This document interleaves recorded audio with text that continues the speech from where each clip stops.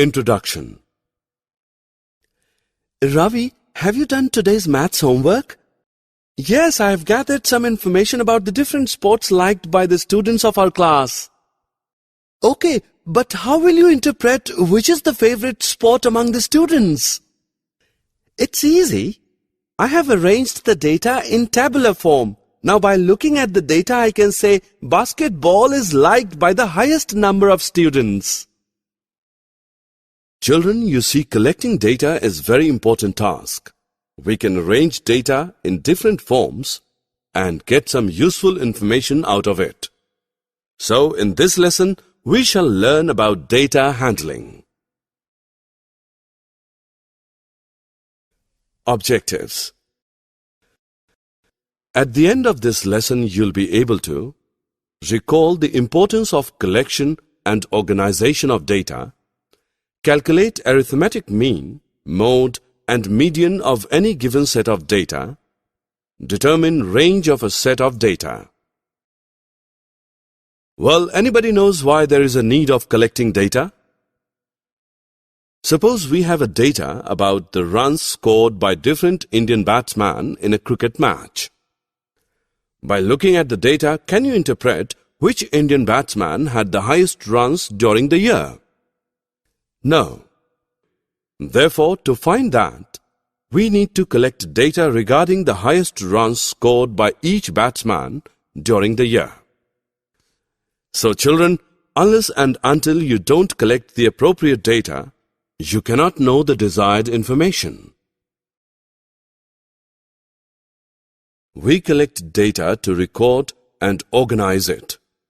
But why do we need to do that? Look at the following data.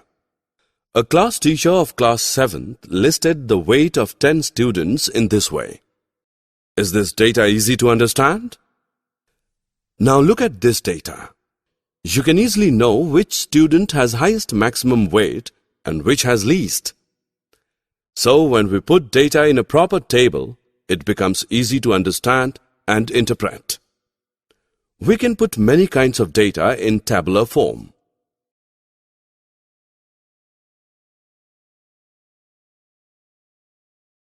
Rahul spends on an average of about 2 hours daily for his outdoor games. The average temperature of New Delhi at this time of the year is about 40 degrees Celsius. Have you noticed the word average? By average, we understand that Rahul usually plays for 2 hours. On some days, he may play for less number of hours, and on the other days, he may play longer. Similarly, the average temperature of 40 degrees Celsius means that the temperature of New Delhi at this time of the year is around 40 degrees Celsius. Sometimes it may be less than 40 degrees Celsius, and at other times it may be more than 40 degrees Celsius. Thus, we realize that average lies between the highest and the lowest value of the given data. Different forms of data need different forms of representative value to describe it. One of these representative values is the arithmetic mean. Come along to learn about it. The mean is just the average of the number and it's easy to calculate. Basically, mean is equal to the sum of all the observations divided by number of observations. Let us calculate the mean of these numbers. Add up the numbers first. The sum of these numbers is 60. There are total 5 numbers. So the mean is equal to 60 divided by 5, which equals 12. Therefore, the mean of the above numbers is 12. Rohit is an intelligent and very studious boy in the class. He gave his maths test 7 times to improve his marks. The data shown here is displaying the marks scored by Rohit. Can you calculate the mean test marks of Rohit? Let us first add up the marks, and the sum is 300. We know he gave maths test 7 times. So the mean marks of Rohit are equal to 300 divided by 7, which is equal to 42.86.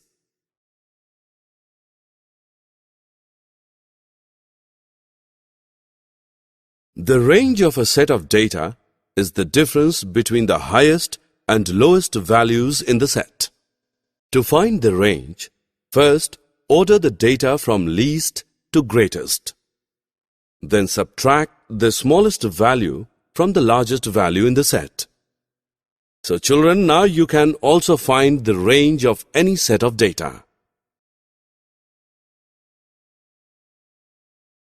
5 participants completed their swimming race.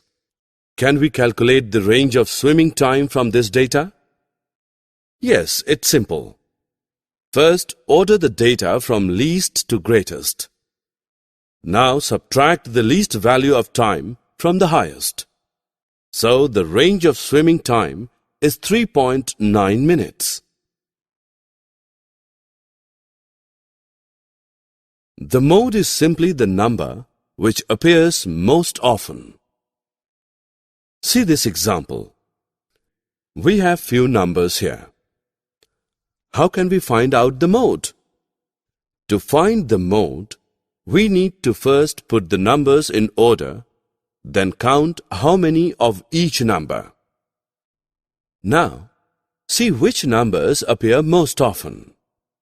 In this case, 8 appears 2 times, so the mode is 8. Look at this data. It shows the height of 25 children in a class. Let us find out the mode of their heights. It's quite easy. First, put the numbers in order and put it in a tabular form. Then count how many of each number. See, 163 appears 9 times, so the mode of the children's height is 163. Median is the value which lies in the middle of a group of numbers that have been arranged in order by size. Let us find the median of these numbers. Firstly, we need to put these numbers either in ascending order or descending order. You can see the middle number is 12. It has 3 numbers to its right and 3 numbers to its left, so the median is 12. The Goenka family has 5 children, aged 9, 12, 5, 18 and 15. What is the age of the middle child? First of all, we should order the children's ages from least to greatest. Definitely, the age of the middle child is the middlemost number in the data set, which is 12. Likewise, you can find out the median of various data. Summary. Let us summarize what we have learned. The collection, recording, and presentation of data help us in organizing our experiences and drawing inferences from them. Arithmetic mean is equal to the sum of all the observations divided by number of observations. The range of a set of data is the difference between the highest and lowest values in the set. The mode is simply the number which appears most often. Median is the value which lies in the middle of a group of numbers that have been arranged in order by size.